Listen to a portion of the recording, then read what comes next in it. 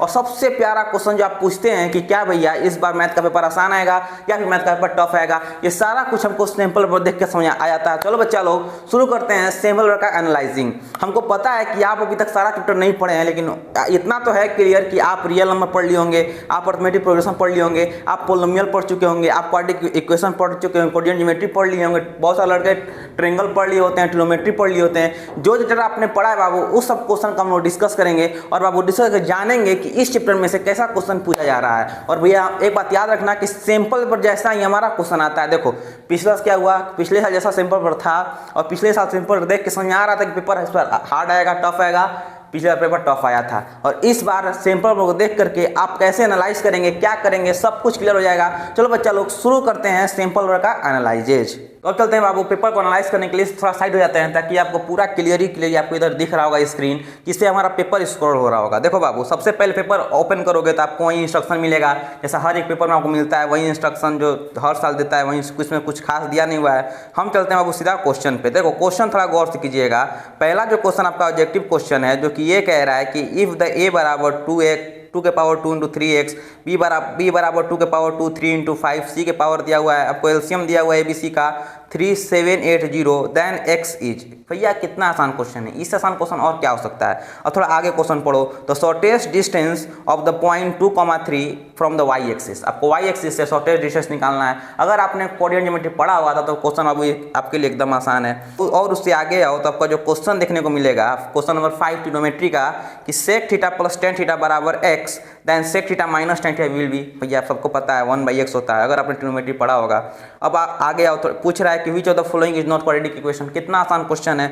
उससे नीचे आओ सर्कल का क्वेश्चन दिख रहा होगा जो कि एकदम आसान है अगर आपने सर्कल पढ़ा होगा। कोई बात नहीं है बाबू, अगर आपने नहीं पढ़ा तो कोई बात नहीं, उसको आगे सोल्व करो। ट्रिग्नोमेट्री क्वेश्चन नंबर 9 देखो कि इफ 2 sin 5kx बराबर √3 then find the value of x। भैया कितना आसान क्वेश्चन है, इससे आसान क्वेश्चन और क्या हो सकता है। अब थोड़ा उससे आगे उससे नीचे आओ कि इफ द जीरो जब quadratic polynomial ax² + bx + c are equal then. तो भैया बताओ अब इतना आसान क्वेश्चन है। अब क्या चाहिए आपको, अब बताओ क्या चाहिए। इससे आसान क्वेश्चन क्या लोगे भैया, वो भी CBSE में, वो भी क्लास 10th में। आप थोड़ा क्वेश्चन देखिए कि देखते हैं 2 नंबर वाला क्वेश्चन देखते हैं। अब देखो आपको दिया हुआ है एक AP, ठीक है। क्वेश्चन नंबर 21 का ए देखो कि एक AP दिया हुआ है 8 10 12 है 16 टर्म, उसके पास 60 टर्म है टोटल। फाइंड करना है सम ऑफ द लास्ट 10 टर्म, पीछे से आपको 10 टर्म का फाइंड करना है। डायरेक्ट फार्मूला पे रख दो, यानी ये क्वेश्चन हमारा डायरेक्ट फार्मूला पे आ गया। थोड़ा उससे नीचे आओ ट्रिग्नोमेट्रिक क्वेश्चन फिर से देखते हैं कि इफ sin a + b बराबर 1 cos a - b बराबर √3/2 find the value of a and b। भैया बताओ इससे आसान क्वेश्चन और क्या हो सकता है। वो भी आपका कितना नंबर में है, तो ये आपका 2 मार्क्स में है। भैया बताओ इससे आसान क्वेश्चन और क्या हो सकता है भैया। और थोड़ा आगे पढ़िए, आप आगे देखते जाइए क्वेश्चन। ये जब आपको ट्रायंगल दिख रहा है वो स्क्रीन पे, ये ट्रायंगल आप गौर करेंगे, ध्यान से देखेंगे तो भैया एक्चुअली हमारा NCERT का क्वेश्चन है। ये भी क्वेश्चन हमारा एकदम आसान होता है। इसमें क्या दिया हुआ है कि एक triangle ABC draw Sangam circle of radius 4 centimetre. इसमें सर्कल दिया हुआ है 4 सेंटीमीटर का दिया हुआ है और आपको बोल रहा है फाइंड करने के लिए कहाँ दिया, length of the AB and AC। देखो इसमें एक सर्कल दिया हुआ है, इसका रेडियस दिया हुआ है 4 सेंटीमीटर और आपको साइड दिया हुआ है कि DB का हमारा लेंथ है 10 सेंटीमीटर और DC का लेंथ है 8 सेंटीमीटर। तो आपको फाइंड करना है लेंथ किसका, AB का एंड AC का। भैया बताओ अब क्या लोगे भैया। इससे आसान क्वेश्चन और क्या आ सकता है। ये देखो अब 3 नंबर में आते हैं और 3 मार्क्स हम लोग देखते हैं कि जैसे ही क्वेश्चन नंबर 26 है एग्जैक्टली NCERT क्वेश्चन है। ये जो आप फिगर देख रहे हैं बाबू, अगर इस फिगर को ध्यान से देखेंगे तो हमारा एग्जैक्टली हुब टू NCERT में आपको फिगर भी दिया हुआ है, क्वेश्चन भी दिया हुआ है। अब थोड़ा और नीचे आते हैं और नीचे आके देखते हैं क्वेश्चन नंबर 28 जिसमें दिया हुआ है कि find the zero of quadratic polynomial. आपको एक पोलिनोमियल दिया हुआ है, उसका जीरोज फाइंड करना है और उसी के साथ verify relation between zeros and coefficient of polynomial.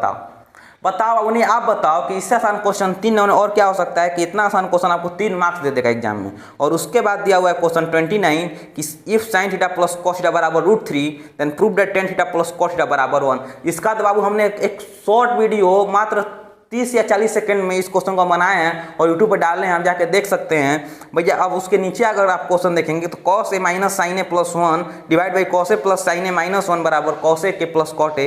ये तो भैया एक्चुअली NCERT क्वेश्चन है, हुब टू क्वेश्चन पूछ दिया है। अब थोड़ा और नीचे आते हैं बाबू, और ये क्वेश्चन देखिए, लीनियर इक्वेशन 2 वेरिएबल में क्वेश्चन पूछा हुआ है। सोल्व द क्वेश्चन ग्राफिकली, आपको क्वेश्चन को ग्राफिकली सोल्व करना है। बताओ, ग्राफिकली तो हर एक बच्चा सोल्व करना जरूर जानता है, नहीं भी जानते हैं तो आप बाबू मेरे वन शॉट लेक्चर से जरूर देख सकते हैं। आप मेरा छोड़िए, आप किसी का वन शॉट लेक्चर उठा लो, ऋतिक सर का उठा लो, सुबीर नरवान का उठा लो, हर एक टीचर, किसी भी टीचर का यूट्यूब पे आप वीडियो उठा लो, या फिर आप स्कूल में पढ़ रहे होंगे, हर एक क्लास में जो टीचर जाता है, हर एक मैथ का टीचर, हर एक गुरु आपको ये क्वेश्चन जरूर करवाएगा, क्योंकि ये सब बाबू क्वेश्चन हमारा प्रीवियस 19-18 साल से सेम क्वेश्चन रिपीट हो रहा है। तो ये सब क्वेश्चन हर साल आता है, तो ये सब क्वेश्चन एकदम घिसा पिटा क्वेश्चन है, और ये पेपर देगा वो यही एनालाइज हो रहा है कि भैया क्वेश्चन इस बार बहुत आसान पूछा जाएगा। यानी ओवरऑल इस तरह का जो हमारा पेपर है वो बहुत आसान आने वाला है, क्योंकि सैंपल पेपर के आसपास ही हमारा मेन पेपर होता है। तो भैया जब सैंपल में इतना आसान क्वेश्चन है तो अब उसमें भी हमारा क्वेश्चन आसान होगा, टेंशन मत लो, एकदम आसान क्वेश्चन आएगा, एकदम आसान पेपर आने वाला है।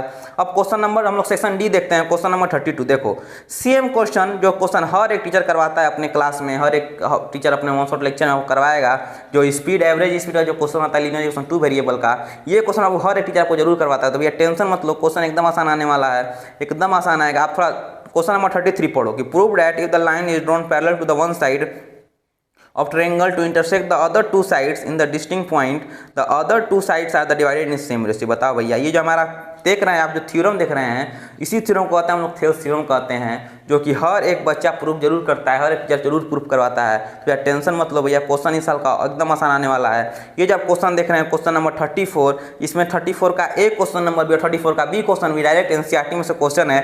आप जाकर एनसीईआरटी में खोज भी सकते हैं, एनसीईआरटी में देख भी सकते हैं। और बात करें भैया सबसे tough question case based study वाले क्वेश्चन पे, और थोड़ा केस बेस्ड स्टडी वाले क्वेश्चन को थोड़ा गौर करना बाबू, जो कि हर एक स्टूडेंट का टफ क्वेश्चन होता है, मतलब हर एक स्टूडेंट का सबसे टफ माना जाता है केस बेस्ड स्टडी वाले क्वेश्चन। थोड़ा इस पर गौर करना। क्वेश्चन क्या है कि आपको दो प्रोग्रेशन दिया हुआ है, एक प्रोग्रेशन -5 -2 1 4, एक प्रोग्रेशन दिया हुआ है 187 184 181, और बोल रहा है फाइंड करने के लिए find the sum of the common difference of two progression, and दोनों प्रोग्रेशन का कॉमन डिफरेंस निकालो, उसको ऐड करके लिखो। भैया इससे आसान क्वेश्चन और क्या हो सकता है। सेकंड क्वेश्चन दे रहा है कि find the 34 term of progression. भैया इससे आसान क्वेश्चन और क्या हो सकता है। पूरा क्वेश्चन पढ़िए बाबू, पूरा क्वेश्चन पढ़िए, आप हर एक क्वेश्चन को देख सकते हैं। और अगर जिस बच्चा को ये सैंपल पर डाउनलोड करना है, देखना है, उसका लिंक अब इसके डिस्क्रिप्शन में अब हम जरूर डाल देंगे, वहाँ से आप इस सैंपल पर को देख सकते हैं।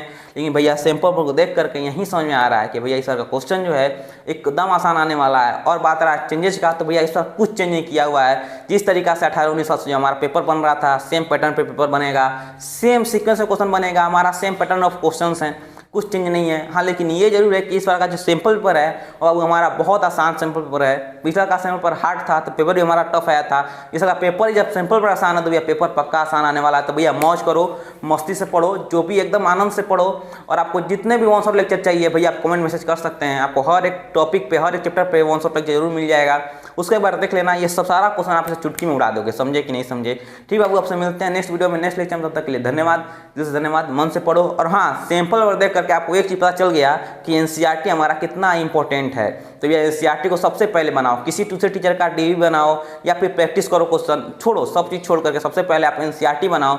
और आरडी से हमारे सवाल सबको आगे साइड कर दो, सबसे पहले एनसीईआरटी बनाओ। और एनसीईआरटी बनाने के बाद ही आप दूसरे किताब पे जाओ, क्योंकि भैया आप क्वेश्चन देख करके आपको एनालाइज हो गया है कि 60% क्वेश्चन हमारा एग्जैक्टली एनसीईआरटी में से ही आया हुआ है। तो भैया आप एनसीईआरटी बनाना आपके लिए बहुत जरूरी है, बहुत कंपलसरी है।